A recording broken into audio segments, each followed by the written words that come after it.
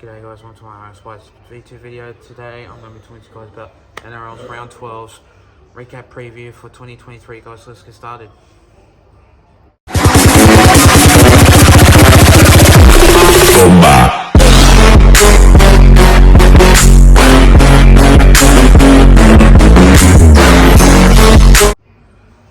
So starting off with this first game of this match, we see the Broncos going up against the Panthers. Now, this game was pretty much another epic match by the Panthers, but unfortunately for the Broncos, they only scored one try in that match, which that includes them not being into that side for the team, which I thought to myself the Broncos were going to win in this game, but nah, that didn't happen. Reece Walsh, I thought he played soft. Everyone else in that game, including Herbie Farnworth, Tony Staggs, stuff like that, I would have thought they were playing a bit well, but unfortunately, no, that didn't happen. The Panthers, 15 points to 4. Very weird scoreline that was, and I just thought, nah, yeah, like with Reece Walsh on the side, I would have thought that would have steered the Broncos around, but apparently that didn't happen. Yeah, but usually, the Broncos would have come out firing in this game because it was their home match, and yeah, things didn't go as well for them. But yeah, with Corey Oates still not playing in that side, because I think he's injured. I'm not too sure why he's still not playing, but comment down below if you know why he's not playing. I think he is injured. I'm not exactly too sure. But anyway, that match was a really good game by the Panthers, and yeah, that game was absolutely very good by the Panthers, so they can basically improve to know that for a fact that they can win, and I know for a fact that they would, and yeah, they took home with a really good away win in that match, so 15 points to 4, that game with a really solid win by the Panthers. Really good match by them. The next game of this match, we see the Dragons going up against the Roosters. Now, in this game, the Dragons played absolutely really well, basically in the second half. But in the first half, the Roosters dominated them, and 24-22 was absolutely another very close scoreline. And for a fact that I know another fact is, the Dragons basically really dominated the Roosters in that match. It was basically try after try after try after try. And know for a fact is that the Dragons really improved really well in this performance. But basically Tedesco, he improved really well last week. And yeah, I just thought, why not, if it's for him, if he can steer the Roosters around and scoring tries after tries after tries, and it's basically one of the most dominant games of rugby league that I've ever seen in this match. But I think in the last second of the game, the Dragons came up with a very good play to give it to, I think it was Max or Matt Fegai, to score that winning try in that game. That was really good, setting up a really good try by Ben Hunt. If it wasn't for him, Dragons would have lost. Dragons would have lost by heaps, and the Roosters were gonna basically win, but then again, in dying seconds, Dragons came out firing in that match to score that winning try of that game. But yeah, basically a solid game, solid match. Dragons won by 2 points. The next game of this match, we see the Rabbitohs going up against the Parramatta Eels. Now, in this game, Parramatta Eels, basically the South Sydney Rabbitohs played a bit soft, and it was at Allianz Stadium for some reason. I don't know why, but Allianz Stadium was not turning out to plan, because it was apparently 36-16 by the Parramatta Eels. Now, who the hell did my impression came to a very surprising look to that defend. Apparently, last week after, the Parramatta Eels played really terrible with no Mitchell Moses. Basically, Jacob Arthur came into that number 7 side for the team. Speaking about Jacob Arthur, he didn't play well, and now he's moved on to Manly. So, congratulations for him. He's now moved on to Manly, and I don't have to worry about him. So then again, now Mitchell Moses was back into the side for the team, improved really well, improved absolute spectacular 36-16 into that match, and I just thought, well done. They improved, they came out firing in that match, and I was not expecting that scoreline, and I wasn't expecting Parramatta Eels to win this game for sure. And I basically know for a fact that the Parramatta Eels were looking very optimistic, but now for a fact is the Parramatta Eels did really well. Rabbits did absolutely shocking, and I feel so sorry for Rabbits, but they are a good team. But yeah, 36-16, very good scoreline by the Parramatta Eels to win against the Rabbitohs.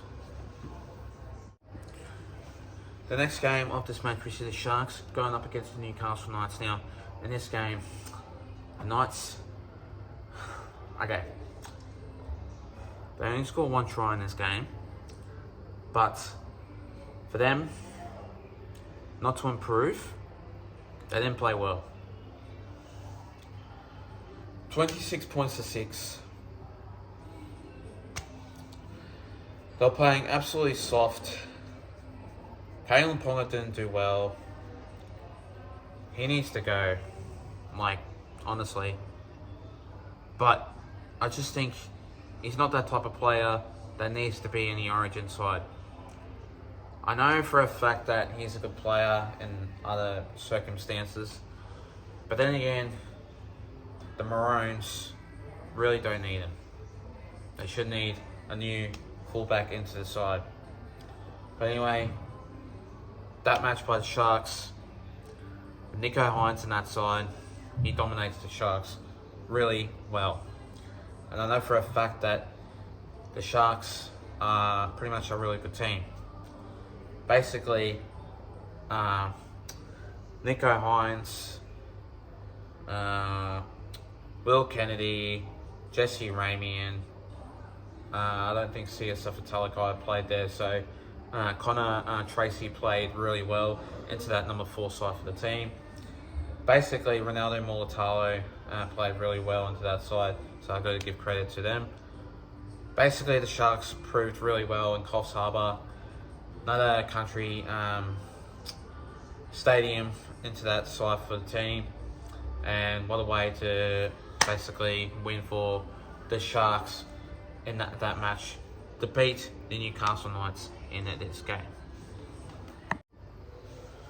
The next game of this match, we see the West Tigers going up against the Cowboys now.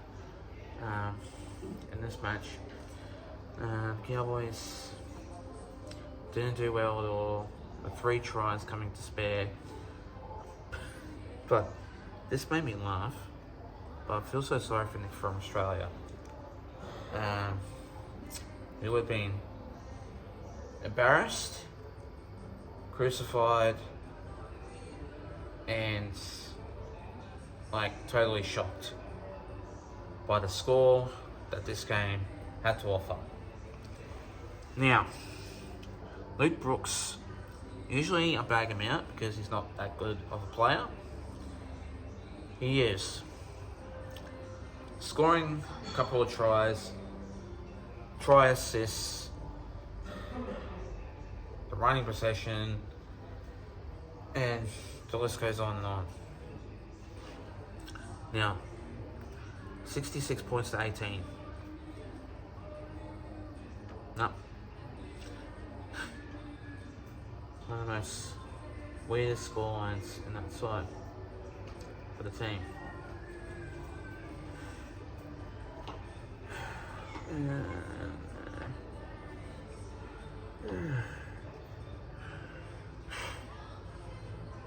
just thought, no, the West Tigers played really well in that side with Luke Brooks, David Nofaluma, Jerome Buller, you name it, with that side and that team. I just thought the West Tigers improved really well against the Cowboys in that match, 66-18 in that game. Ooh. The next game of this match, we see the Dolphins going up against the Melbourne Storm now. In this game, okay, the Dolphins played really well. The Dolphins played pretty much a really good game, but not enough to conceal the win, unfortunately, in that Suncorp Stadium. And so 24 points to 16, very average scoreline. And I know for a fact that the Dolphins did play well, but now Felice Kafusi is out due to will be basically charged, and he won't be playing for a couple of weeks now. So due to the fact that high contact that made that performance didn't go well for him. But I know for a fact that the Melbourne Storm are pretty much a average side for the team, but this is the side that can win but can muck up sometimes. And I know for a fact that I just thought that the Melbourne Storm did play really well with Craig Bellamy and to that coaching side for the team, leading the Storm to basically make that role for the Melbourne Storm. I just thought they played them really well. With Harry Grant in that side, basically Jerome Hughes. Then you get Nick Meaney, and then I just thought Will Warbrick played really well into that side for the team. 24-16, really put out the Melbourne Storm's performance absolutely really well in that match, and I just thought in that match really did really well for the performance into that side for the team. Basically, there was a couple of punch-ons, but not really worried about that. But I just thought Melbourne Storm did play well against the Dolphins, 24-16, average score anyway. The next game of this match, we see the Bulldogs going up against the Titans now. In this game, the Bulldogs, they played really well. They played really continuously well. Addo Carr did play absolutely well in this match, due to the fact that he did come back with his injury. Things like that. Without him, the Bulldogs wouldn't really be as loyaled, and basically 20 points to 18 in that match. Very close, very tight. And I know for a fact that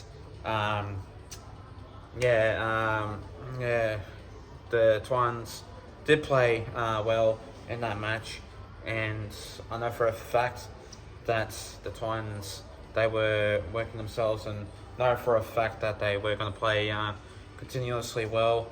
But then again, it was shocking to see this game going astray. But then again, the Gold Coast Titans did play well in that match, and I usually don't really like the Gold Coast Titans as much because they don't really play well. But I just think that it was just hard for me to pick this side for the team that was going to win. But the Bulldogs in that match played continuously well. Matt Burton in that side leading the Bulldogs in that match with their try assists, with their running meters, absolutely playing really well in that match. It was spot on by the Bulldogs, and I just thought the Bulldogs, they played well in that match. 20 points to 18, only just winning by 2 points in that game. And finally, the next game of this match, we see the Raiders going up against the Manly Sea Eagles now. Okay, 42-14.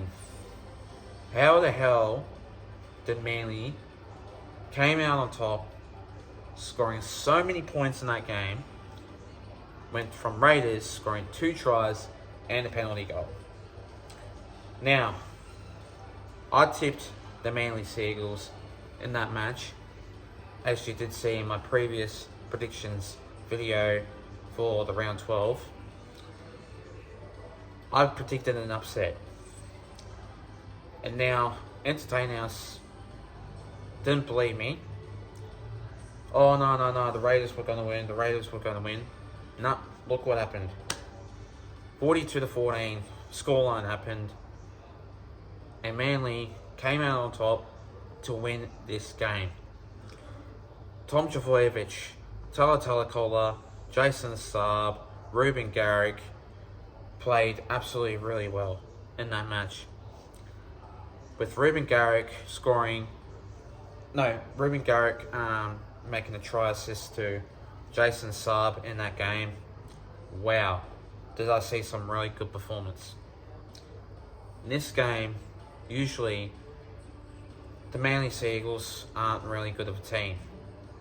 This is a team that I wasn't really expecting them to win by a big scoreline and how the way their performance was. Basically, I just think that the Manly Seagulls weren't gonna win this game for sure, and I just thought the Raiders were gonna win, but nah, it was completely the opposite.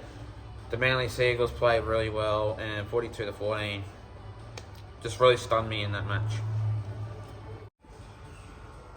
And thanks guys for watching this video. Make sure you do like and subscribe, guys, and I'll see you guys next time.